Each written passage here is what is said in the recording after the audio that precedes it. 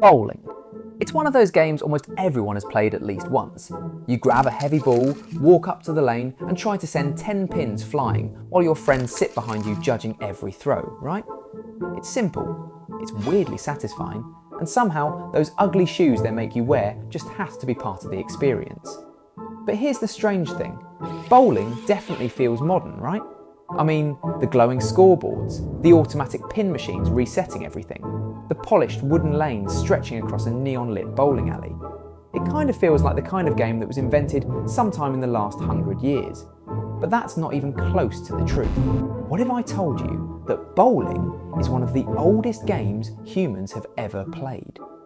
In fact, the earliest version of bowling might be over 5,000, yes, 5,000 years old. And it starts in a place nobody would probably consider as the birthplace of bowling, ancient Egypt. Archaeologists discovered hieroglyphics inside Egyptian tombs that appear to show people playing a primitive bowling-style game. Even further, in another discovery, a small set of balls and pins was found buried in a child's grave, dating back to around 3200 BC. Which means thousands of years ago, Egyptians might have been doing the exact same thing people still do today. The equipment looked a little different though, and I doubt there was a mandatory shoe to wear. What's that about, by the way? Anyway, instead of the smooth bowling balls we use today, early balls were made from grain husks, wrapped in leather and tied together with string. Others were made from materials like porcelain. But the basic idea was already there. Roll a ball, hit the targets, celebrate when they fall. And Egypt wasn't the only place where something like bowling appeared. The ancient Greek historian Herodotus wrote about similar games being played across parts of Asia thousands of years ago, which suggests that humans everywhere seem to invent some version of the same idea.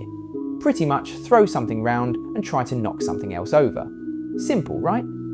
It got to the point where in England the game became so popular that it actually caused a problem between English soldiers. In 1366, Edward III banned it because soldiers were spending more time bowling than practicing with the longbow, something the English army depended on. In other words, bowling was officially too fun for its own good, and in turn it became accessible and exclusive only to the rich and privileged to experience.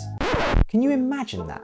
Bowling being exclusive and treated as a luxury pastime. Meanwhile, another version of the game was spreading with the Romans. Around 2,000 years ago, the Romans had their own take on the game. Roman legionnaires would pass the time by tossing smooth stones towards another stone placed on the ground. The goal wasn't to knock anything over, it was simply to get your stone closer to the target than your opponent's. Think of it less like modern bowling and more like a precision challenge. But over time, a simple game appeared and became known as bocce, which is still played all across Italy today, making it another distant cousin of the bowling games we know now. Well, let's fast forward to modern times and how bowling took on its modern form. You see, for most of its history, bowling wasn't one clearly defined game. Different regions used different numbers of pins, different lane sizes, and even different scoring systems. That started to change in 1895, when a group of bowling club representatives met in New York City at Beethoven Hall and formed the American Bowling Congress. Their goal was to standardise the sport, known as American 10 pins.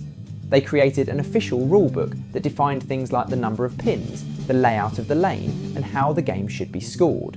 With everyone finally playing by the same rules, bowling quickly spread through organised leagues and clubs across the United States, helping shape the modern version of the game we know today. So across completely different parts of the world, Egypt, Asia, England, Rome, even Polynesia, people were independently inventing games that all revolved around the same basic concept. Roll or throw an object and try to beat your opponent with accuracy. And over the centuries, those ideas slowly merged and evolved into the bowling game we recognise today. Thanks for watching.